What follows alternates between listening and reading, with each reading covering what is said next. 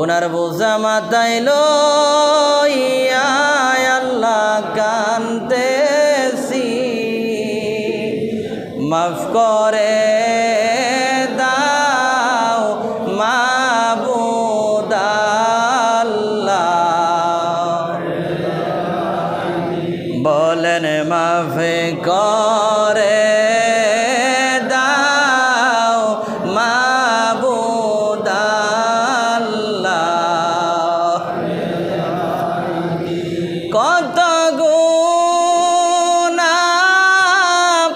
করছি মাবুদ আল্লাহ জীবনে, মাফ করে দাও দয়াল নবীর। বলেন মাফ করে দাও।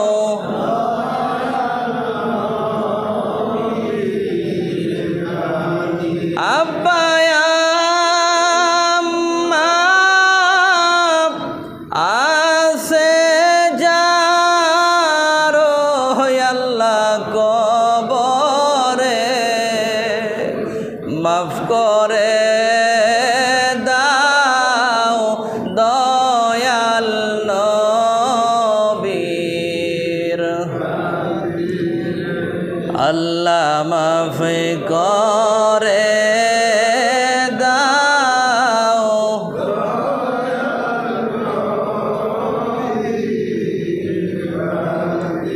আল্লাহ তাআলা তাকে দেখেন না পবিত্র রবিউল আউয়ালের চাঁদে রব্বুল আলামিন আপনার আশিকিন জাকিরিন মুহিব্বিন বান্দাদেরকে নিয়া, আল্লাহ পর্দার আড়ালের মা বোনদেরকে নিয়া আমি গুনাহগার বান্দা হাত বাড়াইয়া দিলাম। আজকের দর হাদিয়া কোটি কোটি গুণে বাড়াইয়া সোনার মদিনা দয়াল নবীর কদমে কবুল করে নেন। খাস করে আল্লাহ নবীজির সাহাবায়ে কেরামগণ, তাবেঈন, তাবে তাবেঈন, খুলাফায়ে রাশিদিন, জান্নাতুল বাকি, জান্নাতুল মওল্লা সহ চার তরিকার ইমামগণ, চার মাযহাবের ইমামগণ, যত ওলি আল্লাহ পীর মাশায়েখ হাজী গাজী যে যেখানে শাহিদ প্রত্যেকের আরো হায় হাদিয়া কবুল করে নেন। ও মায়ার আল্লাহ, বাবা আদম সফিউল্লাহ থেকে আজ পর্যন্ত যত মুসলমান নরনারী যারা পরিমাণ ঈমান নিয়ে যত মুমিন মুমিনাত অন্ধকার কবরের মধ্যে চলে গেছে, আল্লাহ প্রত্যেকটা মুসলমানের কবরের আযাব আপনি বন্ধ করে দেন। ও মায়ার আল্লাহ, জানি না কে জানি এতিমের মতো আব্বা হারায়া কান্দে, কে জানি মা হারায়া চোখের পানি ছেড়ে দিয়া কান্দে। ওই জরম দখিনী মা বাবার কবরের আযাব বন্ধ করে দেন।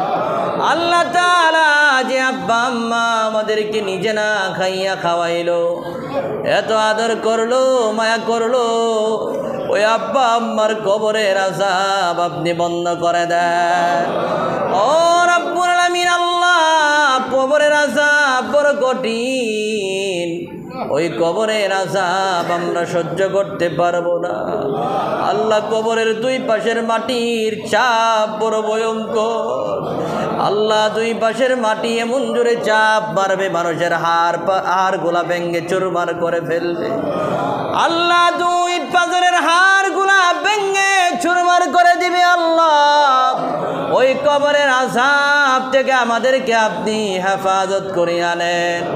আল্লাহ আমাদের আব্বা আম্মার কবরের আযাব আপনি বন্ধ করে দেন। আল্লাহ তাআলা যে আব্বা আম্মা আমাদেরকে আদর করে মায়া করে আঙ্গুলে ধরে ধরে মসজিদে নিয়ে আসতো, যে আব্বার আঙ্গুলে ধরে হাতের মধ্যে ধরে ধরে মসজিদে আসতা, ওই আব্বা আজকে যার অন্ধকার কবরে, আব্বার কবরটা জান্নাতের বাগান বানায়া দে।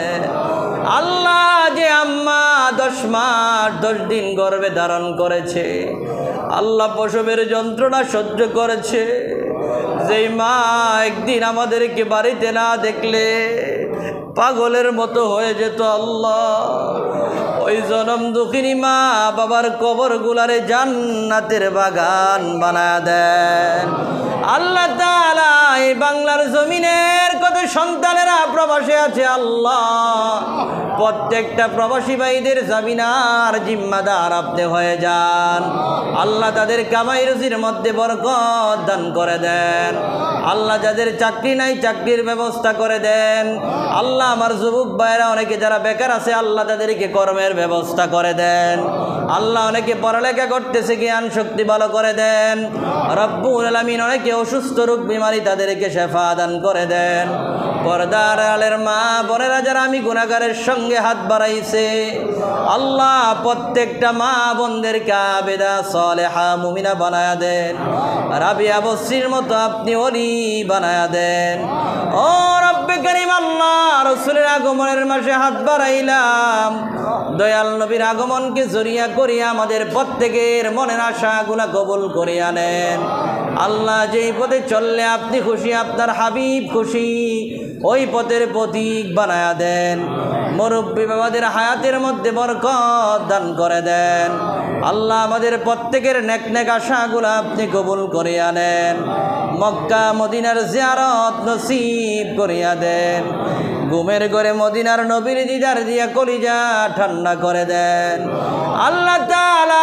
বিশেষ করে রব্বুল আলামিন অভাবের অভাব দূর করে দেন আল্লাহ। পেরেশানির পেরেশান দূর করে দেন, মুসিবত দাতার মুসিবত দূর করে দেন আল্লাহ। আসমানি জিসমানি সমস্ত গজব থেকে আমাদেরকে হেফাজত করে নেন।